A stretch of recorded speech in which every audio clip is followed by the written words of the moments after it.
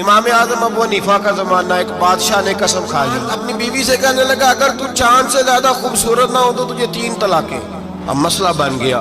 اب قرآن پاک میں یہ لفظ کہیں نہیں لکھا کہ عورت چاند سے زیادہ خوبصورت ہوتی ہے، کسی حدیث میں نہیں لکھا واضح طور پر کہ بی بی چاند سے زیادہ خوبصورت ہوتی ہے۔ علماء کوفہ بیٹھ گئے، علماء بغداد بیٹھ گئے، علماء مصر بیٹھ گئے، بادشاہ تھا، اور پھر جو اس کی بیوی تھی وہ بھی ایک بادشاہ کی بیٹی تھی۔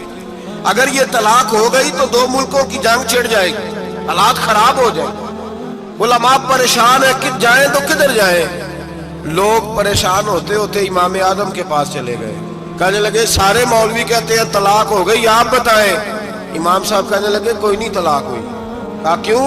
فرمانے لگے اللہ کا قرآن کہتا ہے لَقَدْ خَلَقْنَا الْإِنسَانَ فِي أَحْسَنِ تَقْوِيمٍ، اللہ فرماتا ہے میں نے سب سے حسین انسان کو پیدا فرمایا ہے۔ تو جب سب سے حسین انسان ہے تو چاند سے بھی زیادہ انسان ہی حسین ہے، فرمایا لہذا اس کی بیوی کو طلاق